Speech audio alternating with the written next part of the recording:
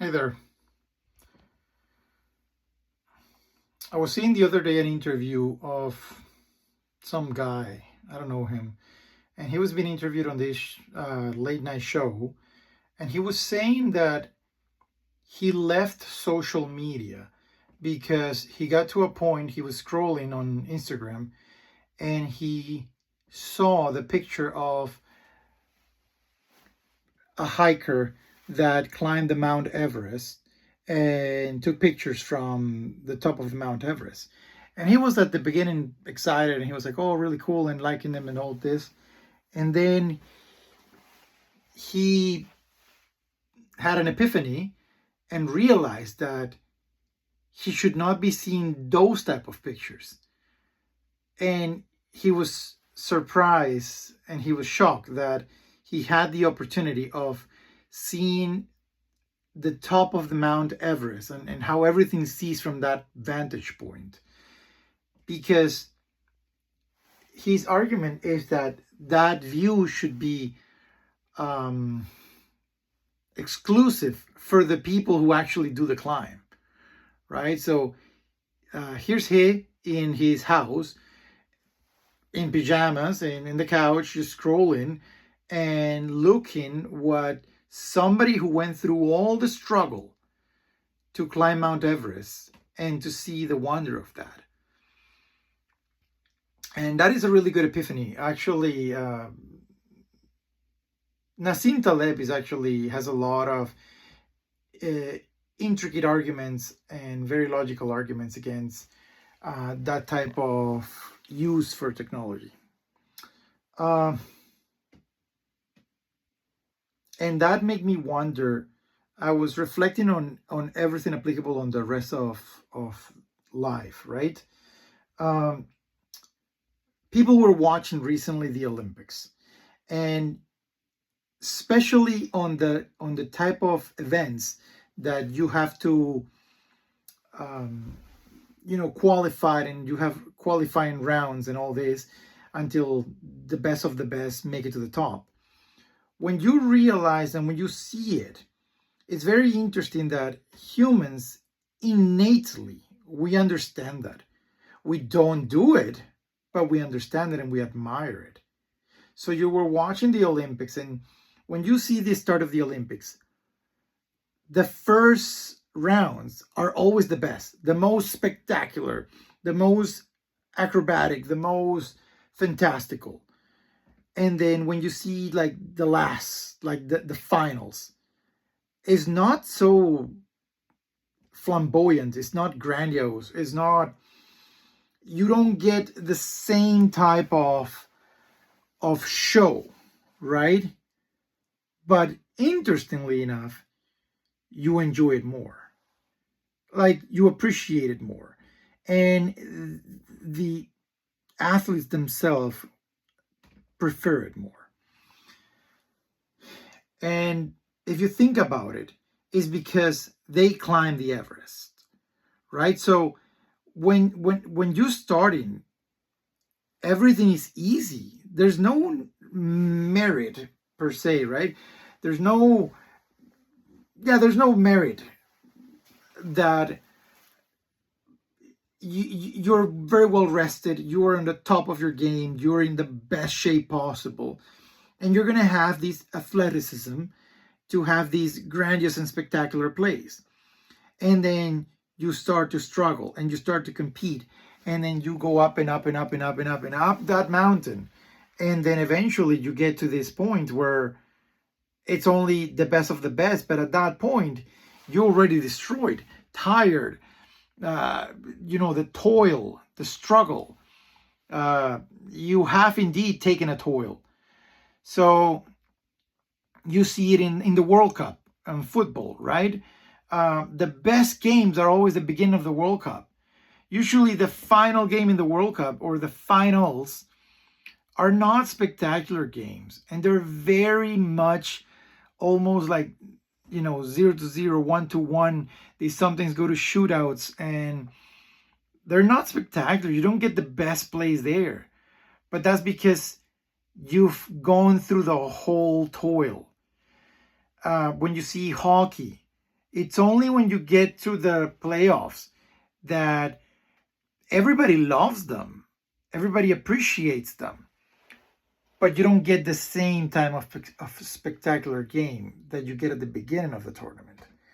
And as everything in life, you do so in sports, it's very obvious. You can see that. You, in order to taste the glory, to see the Everest from the top, you have to be willing to suffer and struggle and pay a very steep price. And that's only the only way that you get to do that. But we have been conditioned in life to actually just love tranquility and relaxation and just to avoid confrontation and avoid friction and avoid struggle. And we just make it easy as much as we can for us. You see today, I think one of the biggest issues with therapy and psychologists and psychiatry and marriage counseling and therapies as a whole is it's a business. It's a business. And we humans like to overcomplicate a lot of things that could be just very simple.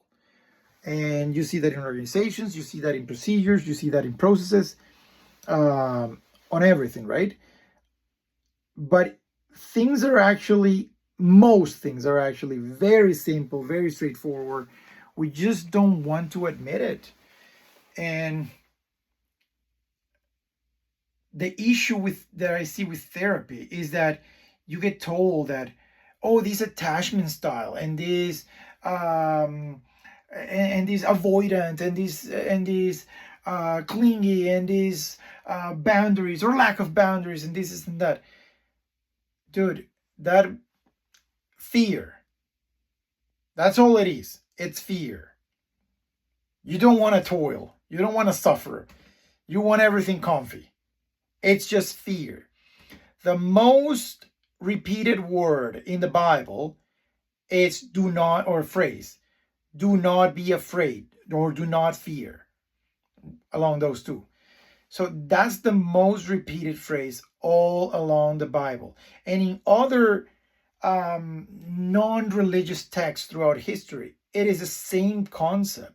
When you see the ancient Greek mythology and the Greek literature, and Homer and the Iliad and all these textbooks and the lives of, by Plutarch, I don't remember the name, the lives of whomever, by Plutarch, but they all have the same underlying theme. It's do not fear, do not be afraid. Heck, Ryan Holiday even wrote a book called Courage is Calling. And everything, and the cardinal virtues since ancient times: temperance, fortitude, prudence, and justice. But fortitude or courage is where everything hinges, because you cannot implement the other virtues without courage. So usually you need courage and fortitude on everything in your life. So obviously it's we humans and the brain is a marvelous machine that, because of our evolutionary past, it's conditioned to try to avoid to seek the least amount of effort, to seek the biggest amount of comfort, to try to preserve itself. So it will do so at your own psychological peril or emotional peril, because the body doesn't care about psychology and emotions, or the psyche and the emotional aspect. It just cares about self-preservation of the body itself, of just the basic fundamental concept of being alive. I don't care if you are unhappy. I don't care if you could have better things in life. As long as you're safe, that's all that matters. So human history is literally based on that. And it's the people that are able to bypass that through courage, through fortitude, and through be willing to see what's on the other side, is that get the rewards, right? It's the explorers that went around the world and seen what was there, getting into an ocean that you did not have any knowledge whatsoever. Uncharted territories. That's what's it. But anyways, going back to the sports in the Olympics, of course you're gonna get all the grandiose games where you're like in the best shape possible and super well rested, and you're coming from training and well rested and well eaten and well trained and all these. But then the elimination process start, and then things start to get going, and the going gets tough, and then you start getting more friction and friction and friction. So we bypass that in order to get the glory. The people that go to the Everest, they go through, even through bodies and extreme toil and suffering to get to that summit, and then to have your name written in the annals of glory, right? So you see that in corporations. We try to maximize everything, but with the least amount of effort. And then you have all this discontent now in most corporate world. You have a discontent, and we're trying to, you see, overcomplicating things. Oh, it's because the manager lacks leadership, or needs to be better at communication, or needs to be better at efficiency and all these other things. When in reality, it's just that, well, you cannot avoid. Nobody's saying to suffer just for the sake of suffering. That's not what I'm saying. But what I'm saying is that you do have to go through the friction, through the actual friction, through the actual stress, whatever perils and stress and struggles that you encounter that are part of the price that you have to pay to get to that summit. Then you have to go through that. Like, there's no other way around. If not, you don't get glory. So, and we understand this, and again, everything hinges on fear, because if I give you the most valuable diamond ever, right, or the most valuable piece of gold, and I tell you, I give it to you in your hand, and you have to take it, I don't know, to another country or another place, I don't know, by foot, you're gonna go extremely stressed and crazy and paranoid, and you're gonna feel corralled, and you're gonna feel cornered, because, well, what if I drop it? What if I lose it? What if I dent it? What all these ifs, right? So you will be subject to all this stress, and there's no other way around. But you understand it and you go through it, if you would have to, like, carry that task forward, right?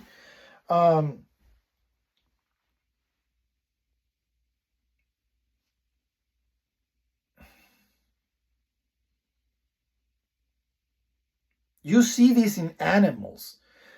When you find animals in the wild, they're actually not that aggressive. It's only when you corner them, when they don't feel that they have a way to move forward.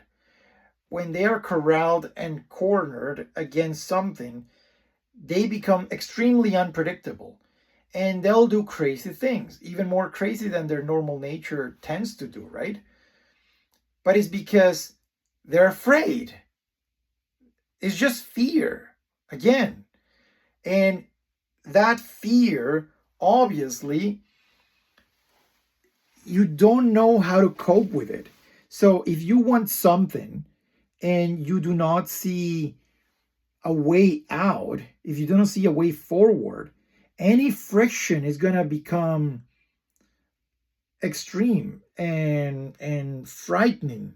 That's why people eventually become suicidal. Some people become suicidal because you do not see a path forward. And that's why, right, the people that are not suicidal see people that are suicidal and they're like, what's up with you? Like, oh, look at all these other opportunities that you have and all these options. Well, clearly they're not seeing it. It's just that they're probably in that moment that they are in such a corner state that they don't see any other way out but out. But the same people providing that advice are also the same people that will start getting hectic when, I don't know, their 5-year-old toddler is doing a tantrum and they're very late to go to a very important meeting and their kid is just having a meltdown. And they'll just don't know how to cope with that. And so we all have that moment, in a lot of moments like that in life. And again, everything turns into fear. So relationships is like the best place where you see that. A lot of people will say stupid things and do stupid things and behave really bad. Because if you want something, but you do not see a way how to move forward in that relationship, you self-sabotage it, you self-exploit it, exploded. You commit suicide, metaphorically, but you are killing the relationship, and no different than a corner snake going crazy, or those venom spitting animals, and you do not know how to handle it. And it's very interesting. We come up with all these avoidance and attachment and all these theories and all these, and it's just fear. But why don't we just address how to cope with fear? Why don't we teach people how to become courageous and to develop fortitude, physically and mentally and spiritually and psychically? Like, that's what we should be focusing our efforts. Back in the days, it was like that. That's why I mentioned the Bible, not from a religious perspective, but from a guide from a book that guides your life. Right back in ancient times, don't be afraid. Do not fear. Keep moving forward. You should, faith and good things come for those who wait, and all these ancient things. But yeah, we feel cornered and we do not know how to handle things. So like in a relationship, for example, you do not know what are the next steps forward. You do not know how to get to the summit of that Mount Everest. And then so you explode or you implode and you toss everything away, right? In at work, you quit or you snap at your boss and you start yelling at the boss, or you start becoming this nocive person, right? That people start in the beginning, they're like, oh wow, what happened to that guy? He used to be like really, really nice, really good, and now he just short fuse. Yeah, but it's just that you don't know how to cope. You were not taught how to develop courage and temperance and fortitude and justice, the four cardinal virtues, which the three of them hinge on courage, on fortitude. That's the only way you activate them. But you see, to finalize, I guess, going to the Olympics, you get the most spectacular games at the beginning.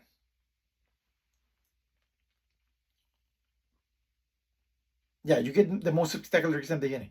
And you get the most bland games at the end. But they're the ones filled with a passion, that you feel the passion through the screen, that you feel the whole thing, that, nothing paralyzes the world like the World Cup final. And everybody's just like, you get goosebumps, and you get, your hair rise up, and it's just, you feel the passion, or the Stanley Cup in hockey.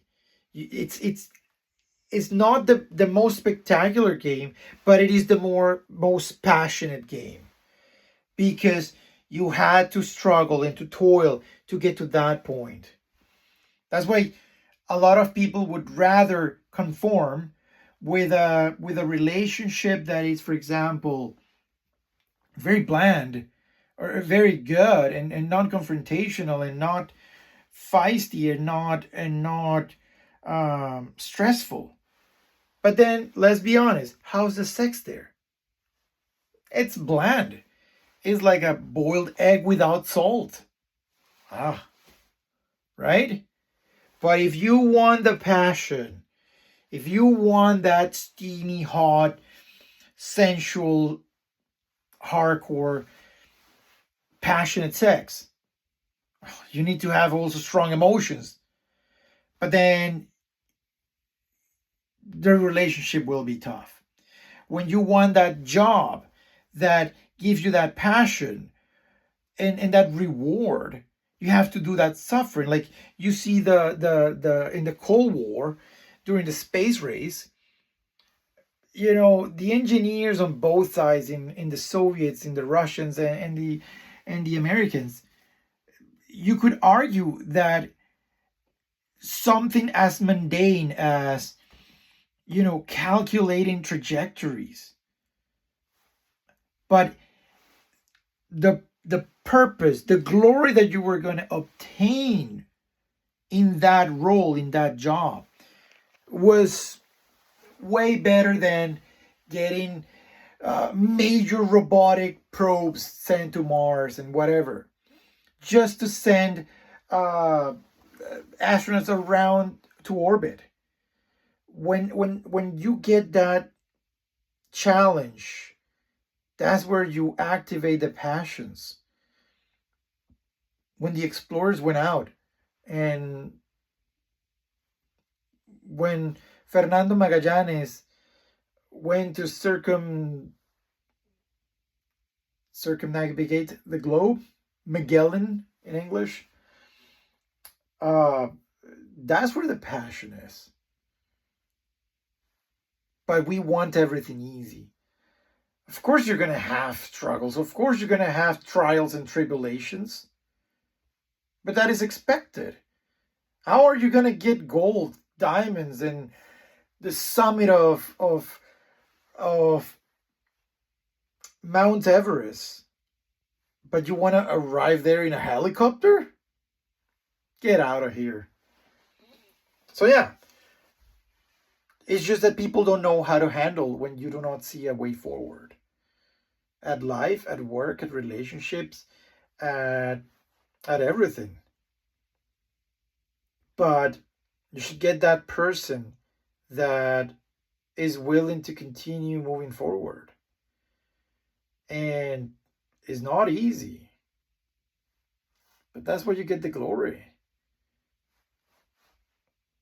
Now, if you don't want glory, then go back to your plain, good, bland life. And as for me, I want Olympic gold. I want the Mount Everest summit. I want to win the space race. You get the point. Oh, and lastly, because I remember this, I just saw that video recently. It's always a good video. Also, life is very asymmetrical, like Nassim Taleb says. Life is unfair and asymmetrical, and it just, you also have to look at things from an overall perspective. Don't be caught up in the weeds. Don't lose the forest for the trees. If you caught up in, well, I had this incident here and this incident there and this incident here and this incident here, oh, it's too much. Yeah, but have you zoomed out? What else? Like, you have gotten like the whole thing and you just had, few instances. Doesn't matter if they're like fairly close by, because you have to see everything from an overall perspective, right? So life is asymmetrical, and yeah, Nassim Taleb has like an aphorism about that, like the way that you solve all your not solve them, but to the way that you see everything with less stress and be able to cope and handle that fear is to see that the overall is extremely way better than just a few instances here and there. But of course, if you're in the fire, you feel that this fire is like a big fire and you're getting burned right now, but you're not. You have gotten much more passion and to finalize with the Mount Everest. If you just go and say, oh, well, I cut my finger and I twisted my ankle there, and man, 2 hours later I twisted my other ankle, and 3 hours later I cut another finger, and so on. Well, if you start focusing on that, then what's the point, right? So then get out, quit, go away. But the journey is much more spectacular and passionate than discrete instances here and there where you had, sure, not saying a small pain, you could have had a massive pain, but then you get Mount Everest. Anyways, good talk.